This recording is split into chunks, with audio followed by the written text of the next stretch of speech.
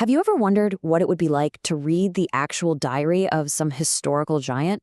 I mean, not a biography written ages later, but their real, unfiltered thoughts right from the source. So what if you could read the secret memoirs of someone like Pythagoras?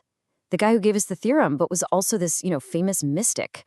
Imagine him writing down everything, not just from one life, but across all his past lives.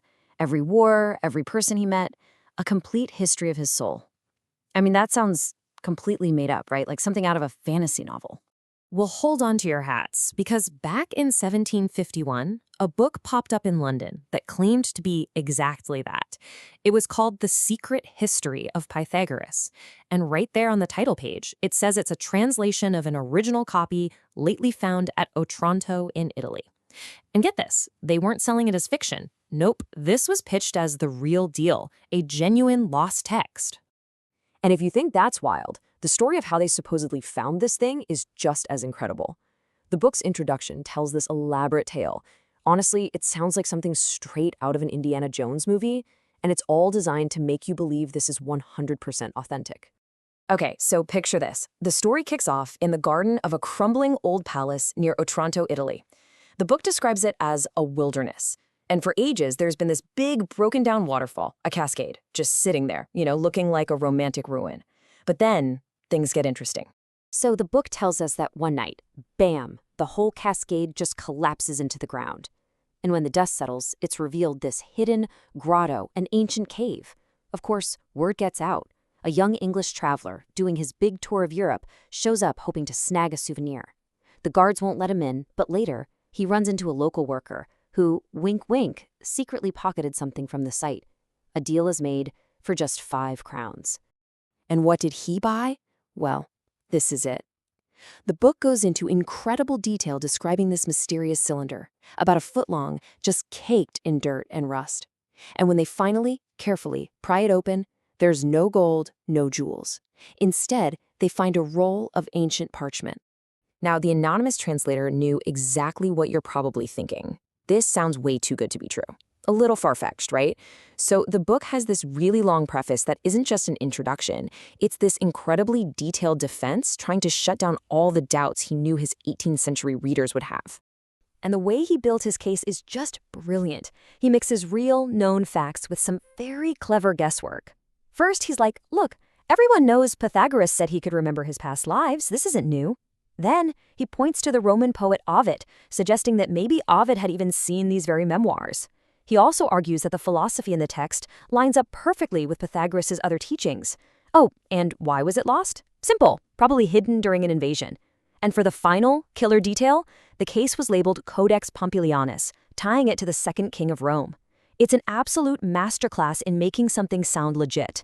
But our clever translator knew there was one big, glaring problem people might point out. The writing style. Well, it's a little rough. It doesn't exactly scream written by a legendary genius philosopher, so he tackles that criticism head-on. And his excuse is just perfect.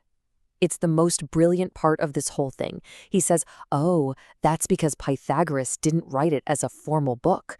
No, these were just minutes taken in shorthand by a student and filled in later.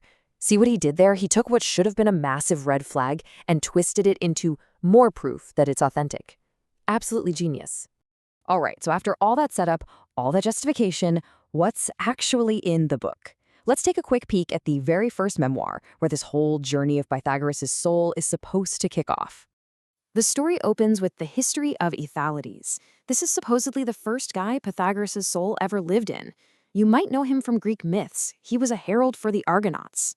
And the text starts off really simply. It just says, my mother's name was Melodora. She lived in the suburbs of Paphos in the island of Cyprus. And from there, it just reads like a novel. It talks about his childhood, his education, his desire for knowledge. The tone is so personal and intimate, you really feel like you're reading someone's private diary, which, of course, is exactly the point. And that's what makes the big reveal so interesting. Okay, so let's recap. We've got this incredible discovery story, this super detailed defense of why it's real, and this fascinating memoir. But now, after more than 250 years of people looking at this thing, what's the actual verdict? So what is it? A genuine lost history that changes everything we thought we knew? Or is it just a brilliant 18th century hoax?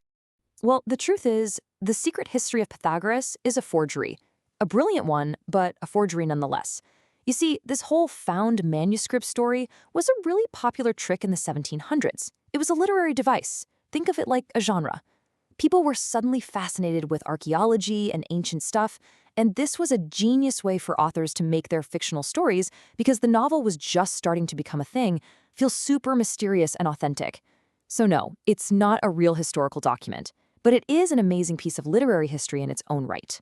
And that really leaves us with one last big question. Why? Why go to all that trouble to invent this whole discovery story, build this elaborate defense, write an entire fake memoir? What was the point? And maybe the even bigger question is what this says about us. What is it about the idea of a secret, lost history just waiting to be found that we find so completely irresistible?